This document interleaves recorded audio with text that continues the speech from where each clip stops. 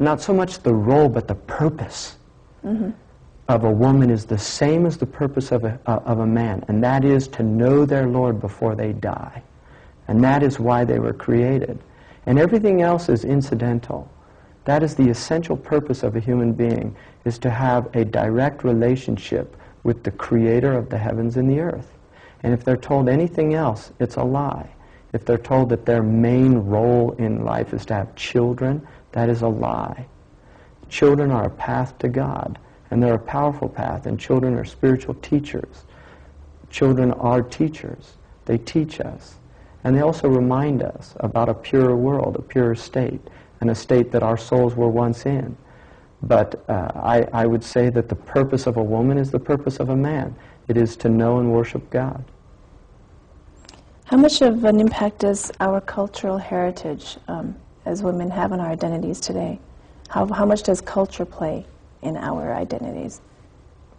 Well, you know, the nature-nurture argument, I think that nature and nurture are both working together. Environment has a massive impact. If you grow up in Sri Lanka, you'll enjoy listening to a certain type of music that most Americans would have a really difficult time listening to, and vice versa. A Sri Lankan would be horrified at what people listen to in Los Angeles.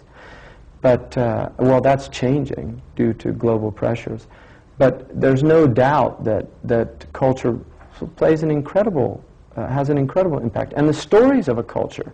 In our culture, I was raised as a Christian, and in the Christian culture, we're taught that Eve basically is the cause of the fall of man, which is alien to the Islamic belief, but it's central to the Christian belief, and this is why many Christian women or post-Christian women have abandoned Christianity, because they don't like the idea of praying to a father. They don't like the idea of a male God. And this is something that is alien to Islam. Islam has no understanding of a male God. God is beyond male and female. God's attributes are exalted beyond human attributes. We don't anthropomorphize God. God is called a king in the Quran, Malik, which tends to be a male attribute, but he's also called Al-Wadud, which is the word for a loving wife. He's also called Ar-Rahman, which is the merciful, coming, and the word for womb is derived out of that word, Rahman. So the Muslims have always understood that there are what are known as Jamali and Jalali attributes of God, beautiful and majestic. And they've always seen them in terms of that women are a manifestation of divine beauty, and men are a manifestation of divine majesty. And outwardly and inwardly it's reversed. Inwardly, women have divine majesty as the attribute that's manifesting in them, and inwardly men have divine beauty. That's the way it's supposed to be. I mean, these are healthy. I'm talking about healthy cosmological understandings when people are living as Adamic people. But one of the things that can happen to human beings, according to the Quran, is they can be reduced to lower than animals. And you see it out there. Look at human beings out there. Look what there's a billboard now for a movie that shows a man with holding onto the tail of an elephant, and it's the whole idea that human beings are animals. Who's telling them that? And what do they have behind that? Hollywood is a whole other program, I think, because well, Hollywood is, I think, you know, they say artists are the antennae of society. Hollywood is letting us know where we're going. They're a symptom. Hollywood is not the disease. Hollywood is a symptom. The fact that we have allowed these things to permeate our consciousness. How do you think we have allowed that to happen? Well, Hollywood can't exist if people don't buy the tickets to their films and watch the programs and buy the corporate rubbish that the people that own them sell. Do you think that if Muslims became more involved in Hollywood that things could change? No, I think it's a horrible thing. Hollywood will change them. They won't change Hollywood. American Muslim women are beginning to pick up a momentum of being more involved in the public arena, to have their voices heard. And you may see this as our wish to become more like men.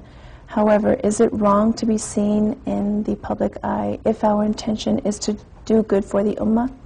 Well, I mean, you're putting those words into my mouth. I wouldn't see it as becoming more like men. I think women have responsibility. In fact, I personally believe that if women don't have indignation about what's happening to their children, about what's happening to their societies, and if that indignation does not motivate them to literally do some serious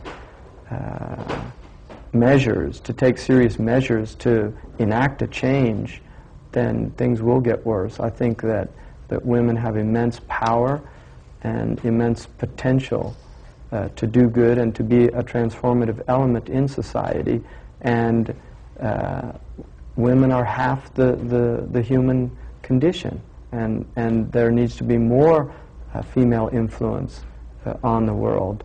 I think part of the problem with the world is that there's been too much male dominance, too much male influence, and it's had a very unhealthy impact. We call the earth Mother Earth, and that's not a Western idea, that's actually an Islamic concept as well. The Prophet Muhammad ﷺ in a hadith in Tabarani said, "This earth is your mother." And I think the fact that raping and pillaging of the earth, which is going on right now all over the planet, is symptomatic of aggressive male energy.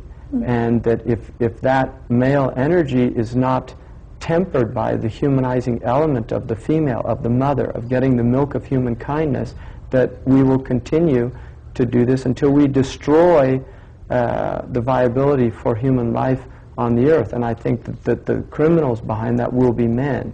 They will not be women, unless we see women as complicit in the crime by their silence. So I don't believe that at all. I think women have to do something, and I think there's signs of that. I think that there's women in this culture that have done extraordinary things. We have a history of women, not just in the West but in the Muslim world. That there's a beautiful story of an Andalusian woman. She was a poet who was so distressed by the tyranny of a governor in her province that she wrote a poem to the caliph. And in the poem she said, "What do you say about a shepherd who's eating his flock?" And the poem was so powerful, she sent it through a messenger to the caliph, and when he read the poem he was moved to tears, and he actually went to that city and ascertained indeed that the governor was oppressing the people, and he removed him, and that was from the poem of a woman. That is a beautiful display of political dissent at the highest levels, and shows you the sophistication of the people, not just the men, but the sophistication of the women, to actually protest in poetry, and to have that poetry move the ruler to the degree that he would do something, is a testimony to what type of people they were. Let's talk a little bit about issues where women seem to not have as much power, as you could say.